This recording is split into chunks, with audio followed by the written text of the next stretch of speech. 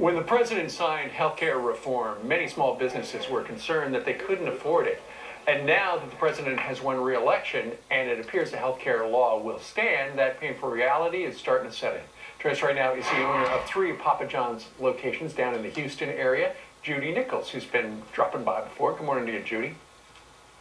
Good morning, Steve. Okay, Judy, with Obamacare going forward, the way the law reads is if you've got 50 or more employees, you've got to spend $2,000 per employee to provide health care.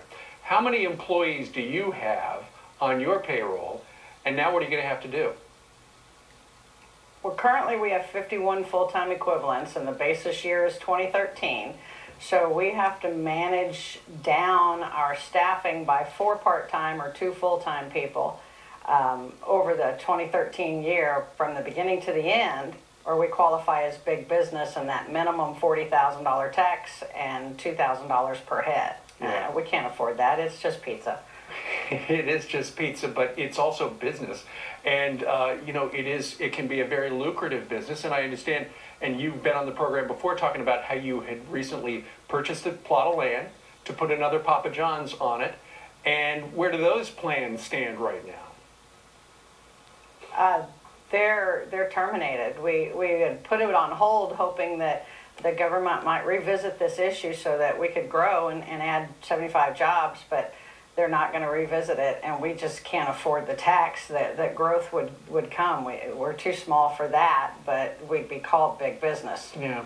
We had a fella on last week, Zane Tankel, and he told us, he has a bunch of Applebee's here in the New York City area. He said essentially that he's not going to be able to build more locations and because he can't hire any more people because Obamacare would just cost him too much money because then they'd have to either raise prices or downsize.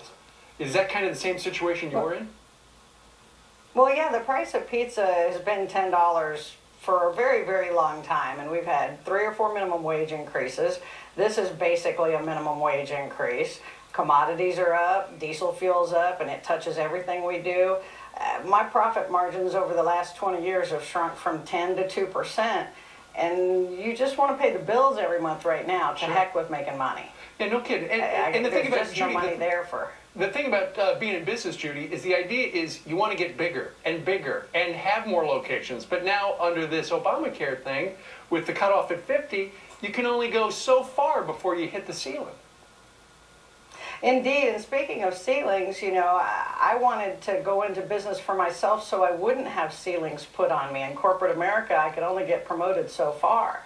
And now I cannot grow. My daughter's 18 this year. She's left the house. I don't have to be a full-time mom anymore. I wanted to be a full-time career woman again. And I was so ready for growth. We were going to add 100 jobs this year with the new pizza restaurants and even some grocery stores. And there's just no money for it. I cannot pay my staff and pay all these taxes. There's only so much blood you can get out of a turnip. Yeah, there you go. And pizza's just $10, like you said. All right, Judy Nichols. Well, yeah, and I don't understand why these folks want to keep boycotting companies that say, you know, this has an impact on the bottom line. If you're going to boycott every restaurant company that says the healthcare law has an impact on the bottom line, be prepared to cook at home a lot because it's affecting every restaurant. It certainly every restaurant that you eat at is impacted negatively by this law. Well, you're in the trenches every day. Young kids don't want to spend money on health care. Yeah, young kids want to spend money on a new car and they want to spend money on a new home or tuition. They don't want to spend money on health care. They don't need to. They're healthy. I know exactly what you mean. All right, Judy Nichols joining us today from Houston. Ma'am, thank you very much.